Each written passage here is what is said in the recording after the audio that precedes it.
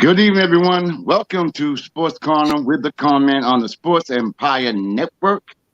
I'm joined by my good friend Mike Semio, my co-host, and we have a very special guest tonight, my man, Mr. Kermit Washington. How are you doing, Mr. Kermit Washington? Fine, fine. I hope everything is going okay. Is everything going okay there? You hear me good? Uh, it's a lot better right now. Now, for those who do not know about you, Kermit, those very few, can you tell us a little bit of your history? It's it's a long history because I'm old. I know. But the thing is that I grew up in Washington D.C. Um, in a sense, I grew up with a mother, and she became paranoid schizophrenic. But she did graduate from a university. She was number one in her class. But after that, things started going bad for her mentally. So it was me and my brother and my mother. Um, we were taken away from her, though, after a while. And we moved in with a great-grandmother born in 1886. Wow. I said 1886. Wow. And you have this great-grandmother raising two little boys. And she was rough as nails, I'm telling you. You couldn't get away with nothing with her. But the thing is, she couldn't read or write, couldn't tell time or anything like that. So we did sneak around and get away with a lot of things that we shouldn't have gotten away with. But she was there. She was there for us until probably about the sixth or seventh grade when my father remarried and we moved in with him. But all of my life, my brother and I, we grew up in Washington, D.C., and the only sports teams we had really were the Senators for a while. But then the Senators left and went to Minnesota. Then all we had were the Redskins. We loved the Redskins. I mean, everybody loved the Redskins. And no matter what, to this day, football is my favorite sport. You know, people said, "Do you turn on basketball?" I turn on a few basketball games, but on Sunday, I will watch football all day. I will wake up in the morning, get stuff done, and that's a difference from living on the West Coast. See, I was on the East Coast. I could get a lot of things done before football at 1 o'clock. Uh-huh. But out here, football starts at 10 o'clock. So you better get up early and get stuff done. But all my life, I loved sports, but I was a very skinny kid. My brother's a very skinny kid, and I was so small. I mean, every day, I hate to tell you the story, but every day in elementary school, people took my money every day. A couple of pennies I had for cookies back then. You'd buy cookies. Junior high school, they took my money. I was just a little kid. And I try to tell people, in the 10th grade, I was 6'3" and 100 pounds. Ooh. I couldn't even play on the football team because I was so skinny. So I played on a neighborhood team, 100 pounds and under. And so I love football, but my brother he played pro football for St. Louis Cardinals. He got up to be pretty good. But the thing is, what got me in sports was I just loved it. I mean, I tell kids nowadays, because they got all these Nintendos and TVs and cars, and they don't love sports the way that we did growing up because that's all we had. The only thing that would get us out was sports. And so by the 11th grade, I gained a little bit more weight, and I made the varsity football team my junior year. And I didn't play a lot. I played a little bit. I didn't play a lot. And I grew a little bit more. But now listen to this. My senior year, I was 6'4", maybe 160 pounds, maybe 160 pounds. And I started on a football team. We had a good football team. But after that, I knew that football, unless I could gain weight, was not going to be my sport. So here's what happened. I always played basketball on the playground, but I never played it organized basketball. I never went out for the basketball team. One of my best friends, whose name was Glenn Price, played for St. Bonaventure later on.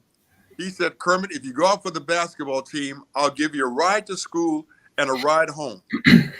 I said, "Well, that sounds good. I'll go out for the team." Not thinking that I'm going to play at all, but I just thinking just getting a ride to school and a ride home because, back then, all us old people said we had to walk 5 miles uphill, going to school and 5 miles back, going Mhm. uphill, going back. So I went out for the basketball team and a couple of the guys got cut because they didn't do any schoolwork. So all of a sudden I started getting put in the game. And I wanted to tell the coach, hey, coach, I didn't plan to get in the games. I just wanted to get a ride to school and a ride home, and sit on the bench and cheer my friend who was averaging probably about 30 points a game. So, but then he put me in and I kind of embarrassed myself. And I said, well, because I was a half decent football player and I lettered in tennis, I played all the sports and I didn't want to embarrass myself, which I did. So what I did, this is funny. I bought a book, How to Improve in Basketball. And I read a book about Spence Haywood and Spence Haywood was an Olympian at that time, Mhm. the University of Detroit, and Mhm. he jumped rope. I said, oh, okay. Maybe I should get a weight vest and jump rope. Well, then James Brown, who does the football on Sunday, he was a great basketball player. He never played football, but people don't know that. He went to Harvard and played college basketball and was a very good player. He didn't make pro, but I told him the other day when I talked to him, I said, that was a blessing because you're making a whole lot more money what you do now than playing basketball in the years that we played. Because you weren't going to make all that money. You're going to make good money, but you're not making what kind of money he's making now. So I got a jump rope. I started jumping rope, and I got up to jumping 10,000 times a night with a 20-pound weight vest. And this after high school, like a month or so after high school season ended. And I started getting so good as an athlete, not as a basketball player, but as an athlete. And another thing that was lucky for me, I lived 2 blocks away from the #1 playground in the Washington, D.C. area. It was called Rudolph Playground. And Monday through Thursday, that's where all the people came from all over D.C. to play. And you had All-Americans coming there. You had pros coming there. Remember Austin Carr? Of course, Notre Dame. Bernie Williams. Let me see who else came there. Adrian Dantley, Kenny Carr. You had all the guys in D.C. would come to this playground during the summer or the weekends to play. And I started not being able to play with them immediately, but there were 2 baskets. The baskets on one side where people who weren't as good could play full court. And then the other side where the guys were really good. And as time went on, I kept getting better. And I finally was able to go on the good side of the basketball court and start playing with the very best. And what happened, I could really jump, but I was still very skinny. But I could jump. I looked like maybe Kevin Durant, something like that. You couldn't push anybody around, but I could jump because every night you'd have maybe 200 people down on the playground. John Thompson would come down with his high school players. You had people from all over. I mean, it was something else. And if you could get into the game, that was amazing. But if you lost, you never get back on that court. If you were Austin Carr or a big star, they would throw somebody off the team and say, I want him. So court. But that was the beginning of my improvement. I mean, I improved so fast that, it's amazing. I tell you a real quick story. There was an all-star tryout for every senior that played basketball in Washington, D.C. Well, they only wanted the stars, but I heard about it and I said, well, I'll go try out because I've improved a lot. So I hitchhiked a ride up to St. John's High School and I went out for it. And the coach was Morgan Wooten, who was a coach of DeMatha. That was a power back then. I mean, was one of the best in the country. And he says to me, well, did you play? I said, yeah, I played for Coolidge. And he had to let me try out. He said, but we played Coolidge and I don't remember you. No wonder I probably didn't even get in the game. So a lot of games I didn't get in, and some games I got in. So I probably averaged, honestly, 6 points maybe 3 or 4 rebounds, maybe. But when I tried out for that all-star team, I had improved so much that college coaches started looking at me. I was only 6'4.5", maybe 6'5". They start looking at me and say, well, you really hustle. You have good athletic ability, but you don't really know the game yet. But you have to remember, back then in 1969, you could not play varsity ball your first year in college. Yep. Mm-hmm. You had to play freshman ball. So a lot of teams were just trying to fill up their freshman team, not thinking that these guys, a lot of the players were ever going to play varsity, but they just wanted to fill up the team. Well, all of a sudden, I started playing well. Oh, and here's the thing. You might know this. You ever heard of Western New England College? Is up there? Okay. Yeah. The coach from Western New England College came to me after the second or third day in practice. He says, I'll give you a scholarship if you don't come back here anymore and keep playing. I said, well, that's nice. But I said, that thinks that I'm not good enough. You know, you don't want anybody else to see me. I've never heard of Western New England College, but he gave me the brochure. It looked like a nice school. I didn't know. I didn't have any scholarship offers. My goodness. I was lucky, you know, just to, you know, be at where I was. And during the Vietnam War. So you did not want to be basically going to war. So then I said, no. I said, I'm going to keep coming back. And so I played well. I didn't make the team, guys, but Georgetown, Maryland University, Rutgers, Howard University, a lot of little schools all of a sudden had interest in me. And then a coach from American University called Tom Young and Tom Davis, and both of them became pretty good coaches. Tom Davis went to Iowa, went to Stanford, went to Boston College, right? Mm-hmm. Boston College, Boston University, one of those. And he became a very successful coach. Tom Young went on to Rutgers, and they went to the Final Four. And so I said, they wanted to take me out to dinner. I had never been out to dinner in my life. I mean, we didn't have any money to go out to no dinner. So I said, you can take me out to dinner? Yeah, I'll go. I'd never been out to dinner. The funny story is that they asked me what I wanted to eat. And I looked at the menu. I said, oh, I like to have a steak. I had never had a steak in my life. Wow. And when they brought the steak and potatoes, I thought it was for everybody at the table. I said, it was a big steak. I said, this because I had never had a steak or anything like that before. And so they said, no, this is for you. I said, well, if you feed me like this, I'll go to American University. I never heard of it, but I said, so that's the beginning. My father wanted me to go to Maryland because I was moved in with him and my stepmother. But I told him, I said, listen, Lefty Driesell is here, and he's talking about being the UCLA of the East. I said, that means good players are coming. I couldn't even start on my high school team. I said, I'm getting better, but I'm not that good. So I chose American University. And I went to American University. As a freshman, I averaged about 18 points and 23 rebounds. And I was named the top 10 freshman in the country. And from that's working that summer. I mean, that's, you have any questions? Because I can keep going on about the sport. But you know something, Kermit? I got my man Mike Samuel. He does a lot of research. I'm sure he has a few questions for you. Go ahead, my brother Mike. Kermit, it's nice meeting you virtually. I spent a lot of time the last 2 weeks listening to your podcasts, which are really, really good. I really enjoy listening to those. Well, you know what? I just think it came to the point where first of all, my partner has dementia.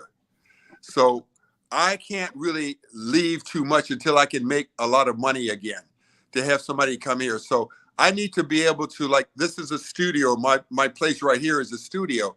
Mm-hmm. And it's the way I can stay here and get stuff done. The engineer drives up from San Diego. We get a lot of our guests, virtually, just like you're doing. Mm-hmm. And what we have to do, we don't do it live. we edit it, and maybe 4 or 5 days later we put it out. But we're learning how to try to be successful. It's not that we can't get good guests, because we can get good guests. Oh yeah, you have, yes. Oh, I'm sure you can. Yeah, but the problem is, I've learned, how do you get people to listen to a podcast for 30 minutes or an hour? It's, it's difficult. So what we learned, we're doing a lot of shorts. Like we might do from 10 shorts from an hour podcast with, say, Raheem Rahman, who was a heavyweight champion of the world, or Terry Cummings, or Adrian Dantley, or whoever. We're cutting them up and trying to get people to have interest that might want to look into watching more than a minute or 2 minutes of the podcast. I'm just learning. Like I have a lot of people that want to come on, but right now we're holding them back because we had 10 guests that we did the work. We have to edit it. And, you have to edit. It takes a long time to edit from an hour and a half, maybe, to down to 45 minutes. So, we have a guy, and the engineer who's my buddy, well, he has a full-time job too. So, it's easy, but I'm enjoying what we do, but I'm learning as we go. Yeah, it's hit my sweet spot as far as the content that I love to hear. It's just great stories from I've listened to, I think, probably 5 podcasts over the last 2 weeks, and you're right, I've had to break them up because it's hard to sit still for that long and listen that long. If you could you go back and talk about some of the people that were impacts to you athletically as you were going forward? Well, first of all, let me see. I would say when I became a freshman, my coaches were good, but I met Red Auerbach too. Red Auerbach's daughter went to American University. Her name was Randy Auerbach. And one day, it's a story. She needed a ride home, and my girlfriend and her knew each other, and she needed a ride home. I said, okay, we can give her a ride. We never knew in 1,000 years that her name, even though it was Auerbach, we would never put 2 and 2 together. So we thought Red Auerbach, in my opinion, lived in Boston. No, but he lived in D.C. And so we took her home, and I walked into her house, very nice house, in the best part of D.C., and I looked at all these trophies and all these jerseys. I said, well, who is your father? She says, Red Auerbach. I said, oh, let's get out of here. And walk out the door. And guess who was walking through the door as I'm trying to walk out? Red. No. Says, sit down, young man. I want to talk to you. I said, oh, my goodness. His first question is, who's your favorite player? I said, Bill Russell. He says, I like you already. We sat down, and he says, young man, this is after my freshman year. He says, are you a good player? I said, I'm getting better. He says, well, I'm going to watch you then. I'm going to keep an eye on you because I'm going to look you up too. And so he looked me up, but he is funny. He says, okay, I want you to come to my camp in Marshfield, Massachusetts. I said, okay, Red, I'll come to, I want you to be a counselor. Now, here's the story. Back then, it only cost me $40 to fly up to Boston. To the place where they played. Well, after working the camp, which I loved working the camp because you had James Brown, you had Tom Bertelson, you had Adrian Dantley was a camper at that time. You had some good players. But then he would bring his NBA team in, a lot of the Celtics in. But we as counselors could play against them. And I played really well. And he says, well, you're going to be a good player one day, young man. Now, here's a crutch of the story. It cost me $40 to fly up and $40 to fly back. Guess what my whole week's salary was for working at Red's camp? $25. I said, honey, he says, young man, that teaches you a lesson. I said, what lesson? He says, it teaches you a lesson about business. I said, the money coming up here. And but I wasn't upset. But he kept an eye on me for all those years. And when I made pro ball, I had so many people that helped me. Pete Newell, because I sat on that bench for 2.5 years. I sat on the bench because when they drafted me, they told me, we don't need you right now, because they had, Connie Hawkins, they had Happy Harrison, Bill Bridges. They had, they had just went to the championship. But the big thing that was missing, Wilt Chamberlain had just retired. So they weren't as good a team anymore. But I thought I would play, but no, I sat on the bench for 2.5 years. And half of 1 year, I broke my ankle. So 2.5 years, I sat on the bench. So the general manager was Pete Newell. Now, Pete Newell is a very famous college coach, and he was an Olympic coach with Jerry West, I think Bill Russell and those guys like that. So I had two really good coaches, but they were point guards, Bill Sharman and another guy that played, but they both were point guards. And you only had two coaches back then. And they couldn't help me. I said, will you guys work with me? Well, they were just like me working with a point guard. I can't help a point guard. Right. I don't know I know what they're supposed to do, but I don't know how to help them. So the coaches really couldn't help me. So I said, Pete, will you come out and help me? He said, well, Kermit, I can't, because I'm the general manager and it'll make the coaches look bad. So after my third year, he retired as a general manager from the Lakers. And he says, I'll work with you. So after he worked with me, I was a starter for the rest of my career, off and on. If I wasn't a starter, I was playing big minutes, like up in Boston. I was playing a lot of minutes. So what happened after the Rudy Tomjanovich incident, they were trying to really throw me out the league. To be honest with you, they were trying to throw me out the league. But Red Auerbach grabbed me and says, I want Kermit with the Celtics. And Red Auerbach had a lot of power back then, a lot of power with the league. And he knew me since I was 17 years old. So he picked me up. They sent Charlie Scott to the Lakers and sent me and Don Chaney to the Celtics. And it was during the blizzard. That 77 blizzard, I think 77 was a blizzard. 78? It was 78, 77. Yeah. You could not even drive a car in the city. They weren't allowing cars in the city. So I stayed. Well, Red Auerbach wanted me to stay in his condominium. I said, no, Red, I'm not staying in your condominium. You're the general manager of the team. No, that's okay. I know we'll get along, but no. So he put me in the Sheridan Prudential Center. I don't know if it's still named the Prudential Center. I don't know. But it is, yes. It is? Yes. Okay. Well, they put me in a room. That was the best thing they could have ever done. It's 29 flights. It says 29 flights, stories or floors. I had my 20-pound weight vest with me. And you have to realize, when I came back, everybody hated me. Every city booed me, threw stuff at me because of the Rudy Tomjanovich incident. Well, what I knew, I said, back then the Celtics were getting older. Havlicek was getting older. Dave Cowens was getting older. Dave Bing was getting older. Jojo White was getting older. So it was a team that we didn't practice that hard.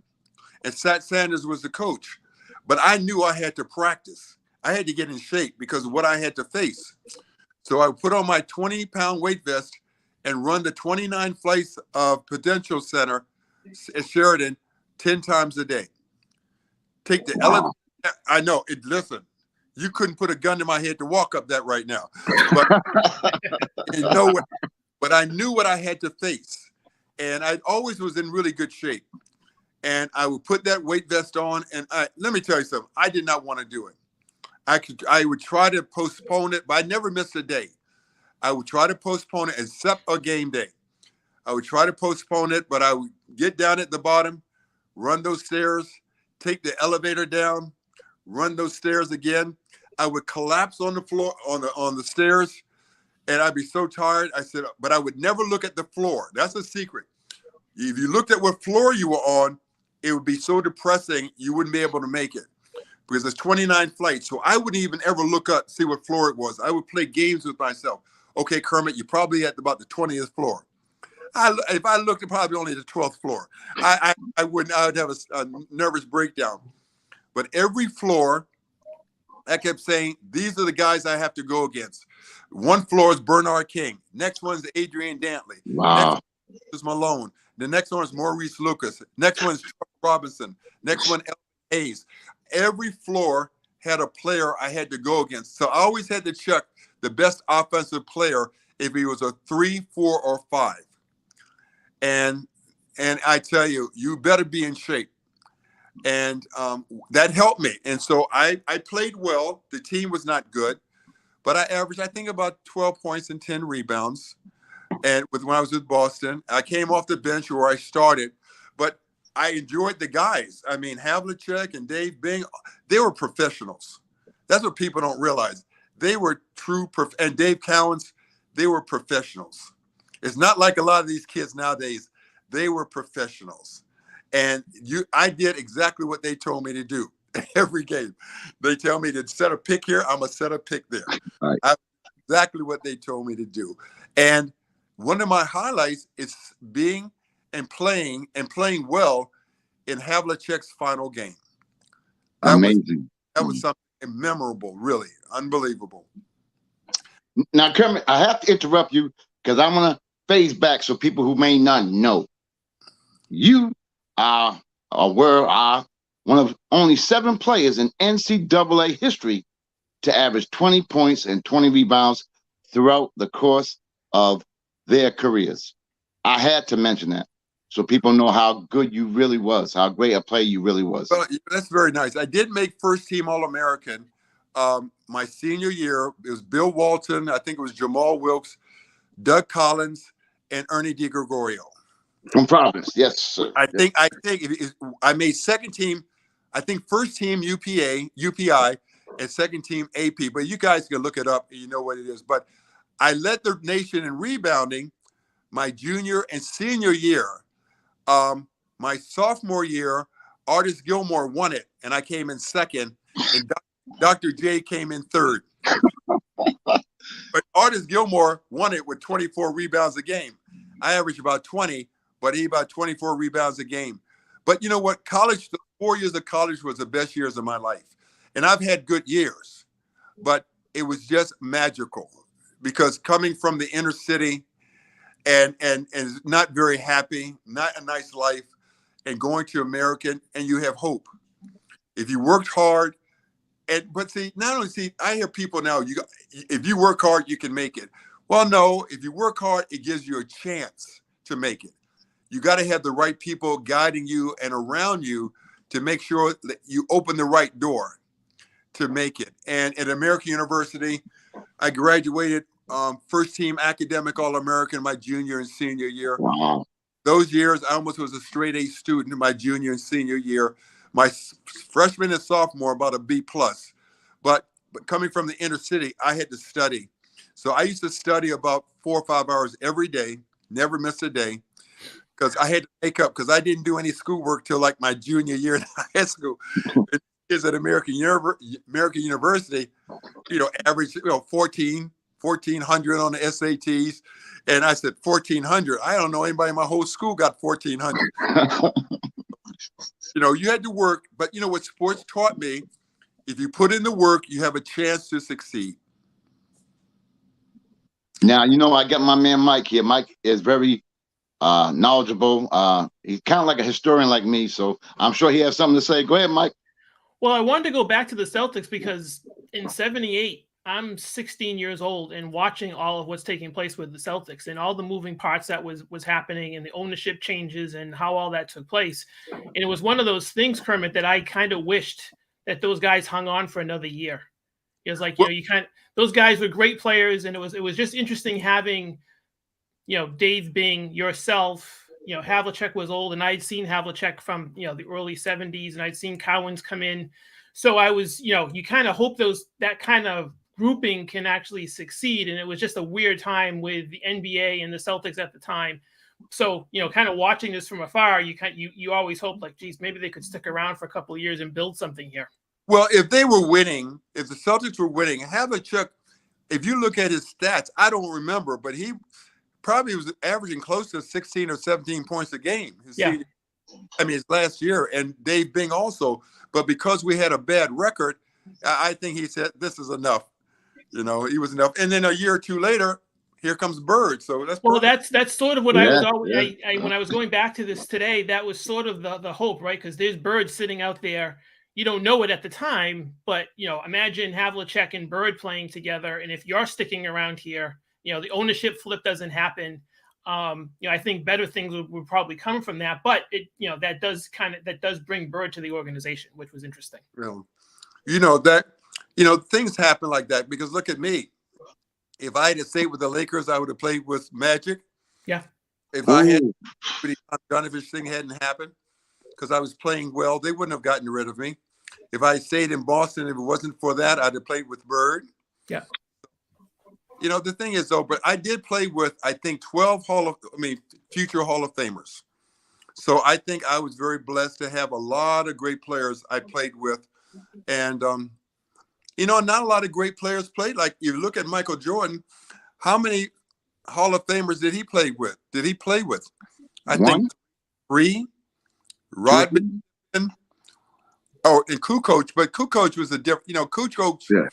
If he wasn't a foreign player, wouldn't have been a Hall of Famer because he was good, but he wasn't, he wasn't exceptional.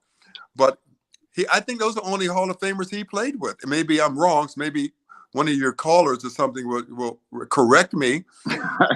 No, I think you're right there. I don't think there's not a lot coming to him just because of how that organization and how that team was built and their philosophy. They weren't going to bring in other players like that because of him being so dominant with that team, and it was really just filling in around him. Yeah. On Facebook, though, people are really getting on me because I really think LeBron is a great player, but I don't think he matches up with Michael. I really don't. They're two different players, two different leaderships. I would always go with Michael. If you had a game you had to be won, I'm going with Michael over LeBron 10 times out of 10 times. I'm telling you.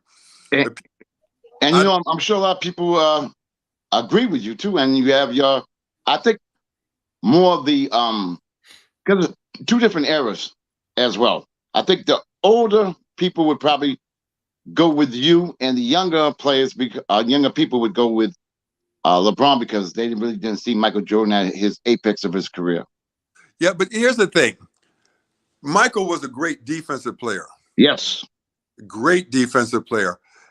Michael was a great leader. I don't see LeBron as a leader. I don't see him taking charge and telling people, well, Michael scared people to death. Yes. We know, yes. Enough of him. But, that's greatness. I mean, that's what it was. It's greatness. He won. LeBron, great player. Top 5 of all time. But, I won't say he's the best. I would not say, because they forget about, you're right, the older guys. Oscar Robinson's career, almost a triple-double for his whole career. And people don't remember that. And then they don't remember Jerry West that much. Nope. If you look at Jerry West stats, they're incredible stats too. But, they didn't go to the championship series as much. But, you have to realize that when LeBron played for Miami, well, they had a stacked squad. That was a stacked squad. Now, when they won with the Lakers in the Dome or whatever it was called, that was a good team. But, I would put an asterisk, whatever the word is, next to that championship because it was in the Dome. A lot of guys weren't playing, but they did win. Now, if AD is healthy, but he's, Anthony Davis, but he's hurt so much, just like Zion. Hurt so much, and we played hurt back then. You didn't have guys missing so many games. You just didn't. First of all, we didn't make that much money, so you better not miss. And the government was taking 50% of our salary back then too. So if you were making $150,000 or whatever, you're bringing home after the agents maybe $60,000. That's it. Wow. Nowadays, the trainers make more than we make. Yeah, Oh, the assistant coaches make $1 million, some of them. That's incredible, which is good, though. I'm happy for them. I'm happy for them. And, the Boston Celtics, you guys got a good team. What happened to Braun? Is Brown hurt? Yeah, Yes. he has a facial fracture that he took Oh. in a couple of games ago. So he's hurt a little bit, but I believe he's going to be coming back soon.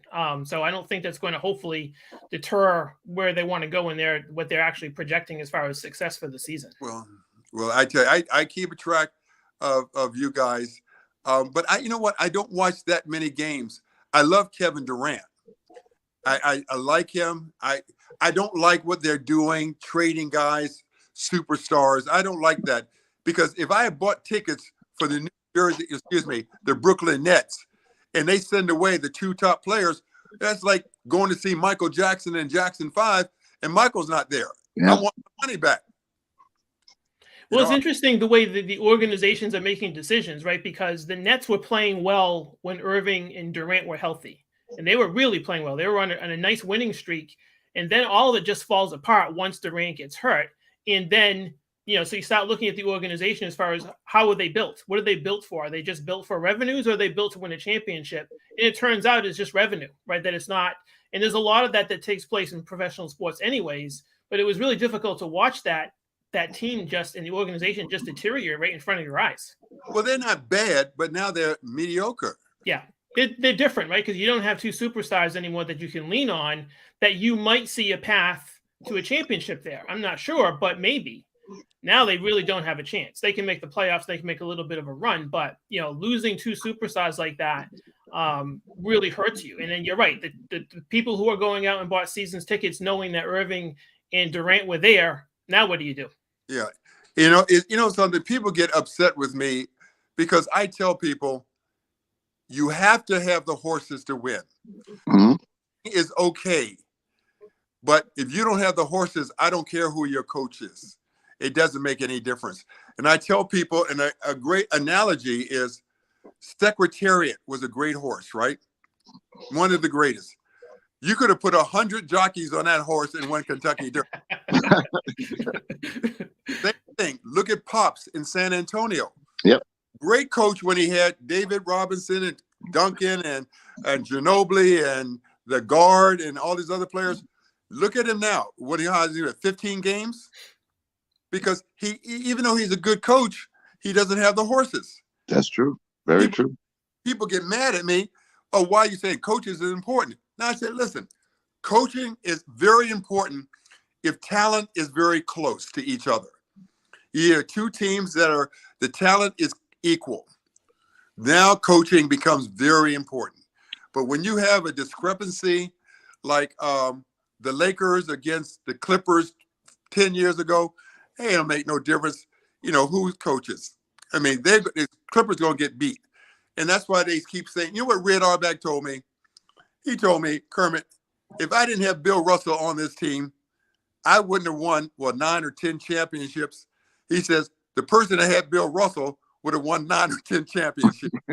That's he's lucky enough to have Bill Russell or to get him. The same thing. I mean, you have Kareem, you're going to win. You have, certain players, you're going to win. But if coaching, college, you might can pull some of those games off years ago by slowing the ball up, not thick. I mean, 4 corners like these. Mm-hmm. But nowadays the game is fast, and athletic ability usually takes over. Now, Kermit, I have to ask you a question. I want to really know where you come from this. What do you think about this time management, game management, guys sitting out? I'm old school like you. I can't stand it. It gets me so upset when these people do that. What's your take on that? Well, first of all, if you're going to do time management or whatever you call it, do it at home games. Don't do it on the road. You know what? One time I was I was working for the NBA union, and Kobe was hurt. But Kobe played in D.C., and he shouldn't have played. So I asked him, I said, Kobe, you were hurt. Why did you play? He says, listen, some of these parents save up money all year to bring their kid to see me play, not sit on the bench. He says, so if I can get out there and play, I'm going to get out there and play. because they only see me once a year, and it's not like, I could sit out a game at home because they see me 41 times. But people in Boston, people in Washington, Philly, they only saw Kobe one time. And so I appreciate what he said. I was going to watch the game the other night after LeBron broke the record.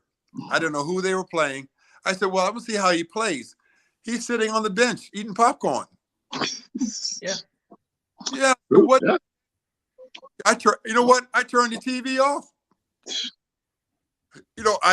He is what people want to see. So I just turned the TV off, and I don't know what I watched, but it wasn't the Lakers.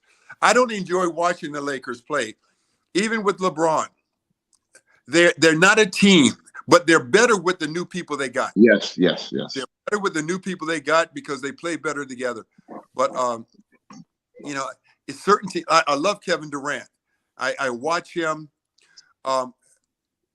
Certain players I'll watch. I like Boston. Philly, I don't like, even though they're good. For some reason, I don't like Philly, watching Philly. And you know what? If I wouldn't get season tickets, I would buy certain tickets for each team that comes into the city to play. Mm-hmm. Because, it's not, the talent is not distributed the way it used to be. Years ago, every team had stars. I'll give you a good example. When I was playing, you go up to Seattle, you had Freddie Brown. Yes. Sigma. You had Williams. Yeah. You had a couple of other.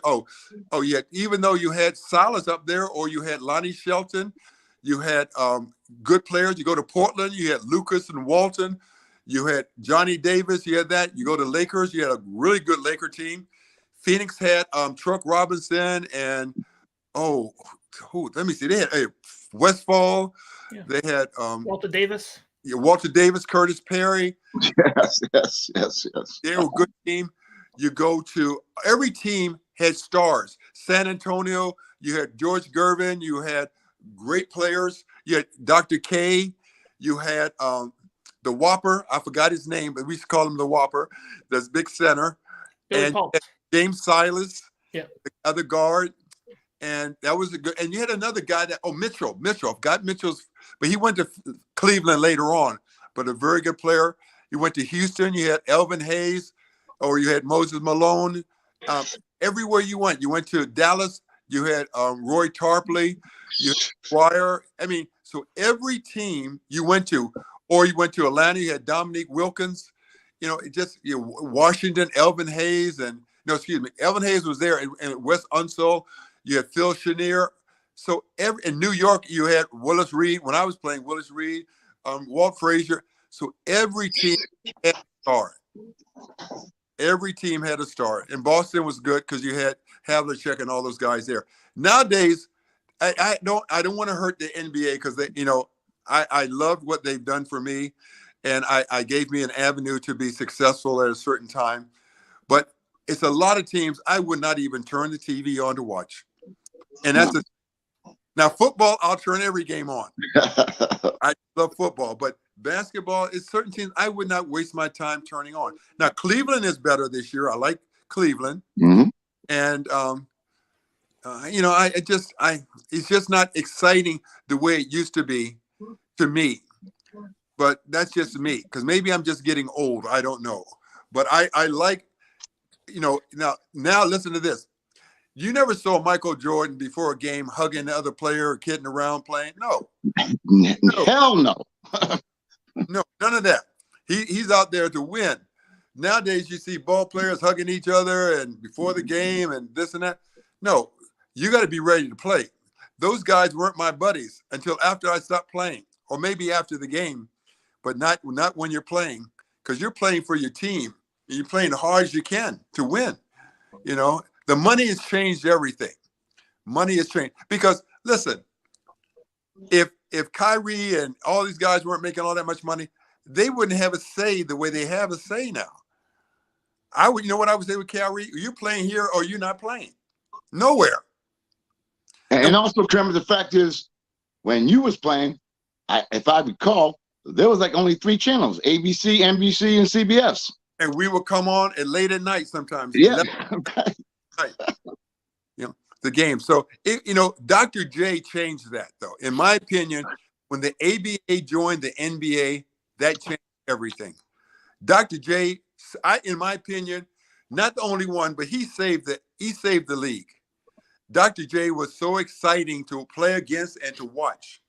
And that's the same thing like with Michael. But who really changed it was Bird and Magic. Right. Because they came out of college with such great accolades, awards. People were ready. Nowadays, I don't know who's playing in college at all. I don't know the superstars at all anymore. But growing up, I knew exactly who was the first team All-Americans every year. You have Kareem, you had Bob Lanier, you had Austin Carr, Pistol Pete Maravich. Oh, don't mention that name. Don't mention that name. Which name? Pistol Pete, my man Mike. That's his guy right there. Oh, hey, I know Pistol Pete. But don't tell him that. They'll never match his college career. Nobody will. Nobody. Why? Because if somebody is good, averages 45 points a game, they're coming out. Yeah, right. The money's too good. Even though I stayed in for 4 years, my sophomore year, the Miami Floridians wanted me to come out. And I said no. My junior year, Lou Conasecki called my coach and said I would be their first-round draft pick, and I would make $500,000 for 5 years. That's $100,000 a year. And my college coach, Tom Young, called me. He says, Kermit, I just got off the phone with the coach. They want to draft you number 1 on their team, and they're going to offer you $500,000. Do you want to go? I said, Coach, no, I'm happy. I'm not going nowhere. I'm not going nowhere. I stayed in school for 4 years. And the thing is, I was happy. People don't understand that. That was the first time in my life I was happy. Money does not make you happy. Well, no. You're not going to be happy either. But it didn't make it. So I stayed in and got more money the next year and made, and only jobs I got. Listen, after I stopped playing ball, you had to have a college degree. I worked at Stanford. You had to have a college degree. To coach high school, you had to have a college degree. To work with the NBA union, you had to have a college degree. A couple of other jobs I had, you had to have a college degree. So it was to my benefit not to come out soon. I mean, I loved college. And my senior year, we were good, 21-4. And we got beat by Louisville in the NIT tournament. But we were good. That year, we beat St. John's. We beat Georgetown. We beat, Syracuse, St. John's, Syracuse. We beat a whole lot of good teams. And because we had 3 guys on my team from the inner city D.C. that got drafted. I'm the only one that made it in the NBA, but they played overseas and stuff like that. So that is amazing. Absolutely. Now, can you tell me about the things you were doing with the union? Because as you know, we spoke about it before, how I kind of want to keep the memory of the players who paved the way for the guys who are playing now. And, the most recent things that happened to the former ABA players. Can you let us know a little bit about that? Because to me, that's why I do my show, to be honest with you. The thing is, the NBA always looked down at the ABA. But in my opinion, the ABA had more talent than the NBA. They just didn't have the exposure. When you brought up Rick Barry, Spencer Haywood, Art Gilmore, Dan Nichol, Dr. J, Dr. K, Gervin, who else? Oh, David Thompson. Yeah, I was going to say that one. Yeah. Oh, yeah. You let me tell you something. You brought up, I can't even remember all of them, but you brought up some. I mean, they really helped make the NBA what it was. It gave them more talent. Moses Malone, forgot to mention him. I mean, you're talking about superstars. How many of those guys became the MVP of the league? Most 2 or 3 times. Dr. J was one. I mean, Artis Gilmore and all those guys Dan Issel were pivotal players in the league. Yes. So I knew I had to play against them. So I knew who were. They were good. You didn't want to talk. You didn't want to check Dr. J. But nowadays, with the television, you get embarrassed. You got 20 million people watching it on. Back then, you didn't have that. Hopefully, you didn't have that. So things are good. I think the NBA is doing well. It's growing. But here's the thing about the All-Star game. Now listen to this. Hey, tell them to play some defense. Just don't let guys. That's a joke. It's not going to happen. It's not going to happen. No. Play some defense. And you know what? And the dunk contest used to be tremendous. Yep. You had the best players in the league: Michael, Clyde Drexler, Jerome Kersey, Dominique Wilkins. You had all the best superstars competing in the dunk contest. Nowadays, you got guys that I don't even know who they are. They ain't even grabbing from the G League this year. I look at YouTube, they got guys dunking like I've never seen dunking. It's incredible. It's incredible. So they should bring them up. It's just, I don't know. Are the players afraid to compete in the dunk contest? It's not. I mean, when you had Dr. J and Dominique and you had David Thompson and it was tremendous. That was the highlight of the weekend. Nowadays, they're not. You don't even know who the guys are. But before, when you had Vinsanity, oh my goodness, and people like that. I mean, those were great contests. But things change. They don't stay the same, so that's what it is. Now, before I let my man Mike hit you with a couple of questions, I got to hit you with a couple. Who was the best player you played against? You know what? People ask me that, but I had to play against the best offensive player if he was a 3, 4, or 5. And that's luckily what got me to make the all-defensive team a couple of times. They all were tough. See, people don't understand when you're playing the very best player, they don't just have one option for that player. They have a lot of options. So they look at him again, look at him. If you're playing against an average player, they'll look at him. If he's not open, they'll go to the other side. They'll try and find something else. The good players, they're going to find a way to get him the ball. And that's why you got to be in shape. You got to be in shape. The front, behind, you got to think of, here comes a pick behind me. You got to always be thinking. You have to, because they'll destroy you. You don't want a guy get 50 points on you. The most points that was scored on me was 38 by Marcus Johnson. And I was sick after that, but it's nothing. See, the guys are good.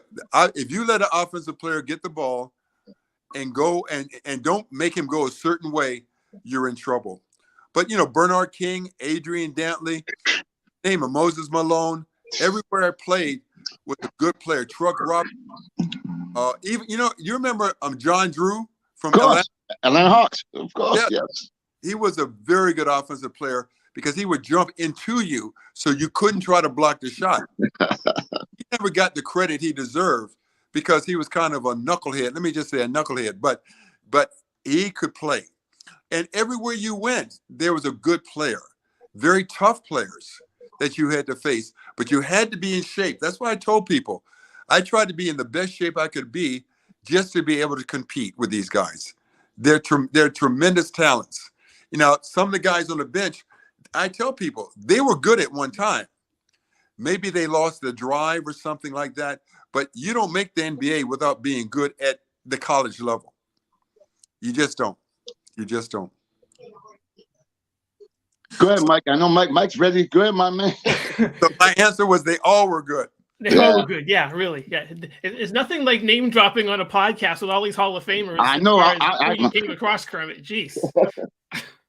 Well, you know what? And they were tough too. They were some tough players. Bernard King was very tough. He was not that tough. He was very aggressive. He got the ball and he went at you. So the secret is try not to let him catch the ball. And then if he caught the ball, push him to a way he doesn't want to go. Push him to the left, push him to the right.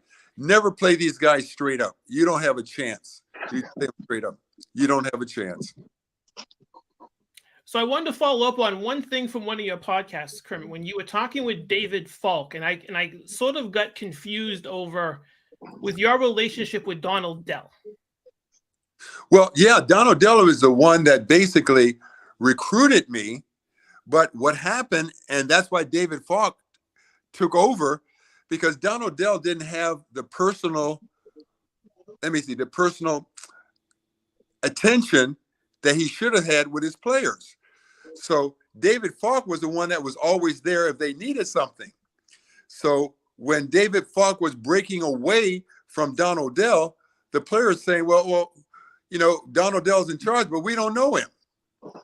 We want to follow David Falk. And the only person he really needed was Michael Jordan. So Mike, the Donald Dell relationship, right, from where I crossed paths with Donald, is Donald Dell and Bud Collins were leading the charge with professional tennis on television out of Boston, out of Channel 2. So when I was growing up, tennis was my first sport, as you and I have talked. And Donald was always there as a color guy. He was on NBC for a little while. Then he ends up being an agent for a lot of the tennis players. And this is where Kermit kind of comes in with this, and David kind of wondering how come you're dealing with a guy who's dealing with tennis. And so the story goes from there. But yeah, so I came across Bud and Donald a couple of times, and my dad would take me to Longwood up in Brookline to watch the pros play there. And he had a great relationship with Arthur Ashe way back when. So that's why I mentioned it, because I know Kermit was involved with Donald and sort of the evolution of David Falk at that time. Yeah, David was it's not luck. It was just David was at the right place at the right time. And he did the work where the personal work, not being up in the ivory tower looking down, but he was in there everyday work. When somebody got in trouble, he was there. Somebody needed help as a player, he was there. So they got to know him. So when he was leaving the pro serve, the players saying, well, what's going on? They were used to David. So David, what did he do? Buy it for $10 million or what? I don't know what it was. Yeah. Something like $10 million. And then he sold it for $200 million years later. Maybe even more than $200 million. Wow. So, and now he only has one player he represents. But at one time he was probably the most powerful guy in the NBA. Yeah. Because he had Ewing and Michael and Iverson and just name them. He had all the top players, and that's what people wanted to see. And the money in the NBA is just skyrocketing, and it's because of television. How many people pay for cable to watch the NBA games? I used to own a restaurant, and I used to have to pay thousands to be able to watch the games, any game you wanted to watch. So how many restaurants are out there? And so across overseas, they watch the games. They pay for that. And cable, the NBA package is what, $195 a year or something? Yeah. Mm-hmm. Yeah, they're doing a good job. David Stern did a tremendous job marketing the NBA, but he had good people to market. See, that's once again, he had wonderful people to market. I mean, and guys that weren't knuckleheads. Bird and Magic and Michael, they were professionals. They made the game, and their work ethic. We're not even talking about Duncan and David Robinson or all these other guys. Wonderful guys, wonderful gentlemen. But he just had a good product. That's the bottom line. Now, I have to ask you another question. I had the pleasure of having Sam Jones come on my show 3 months before he passed. And we spoke for about an hour and 45 minutes. And I asked him, I said, Sam, how would you do in today's NBA game? What do you think his answer was? His answer probably says, I kill him. Exactly. Now I'm asking you the same question. How would you do in today's NBA game? Well, see, you have to understand, I was never, okay, take away the first few years of my career when I sat on the bench. I was like a 10 points, 10 rebound guy. You have to understand my mentality, because of my older brother and because growing up in DC with people telling me what to do, I was not a forward thinker. I mean, I had Jerry West as a rookie. I had Havlicek. I had all these other stars, guiding me. So I never took the initiative to say, okay, I'm good enough to be the star. It was me. I would play well because of conditioning I was always in. And I came to play every game. I never took a game off. I might play poorly, but it wasn't because I didn't want to play hard. I'd always would play hard. I cared. If I played well, I'd be happiest. You can't get any more joy in my heart. If I played poorly, I would be depressed. But I would just work harder the next day. And one thing about basketball, in a couple of days, you're going to have another game. Not like football, where you have to wait 7 days. Right. You got to be ready.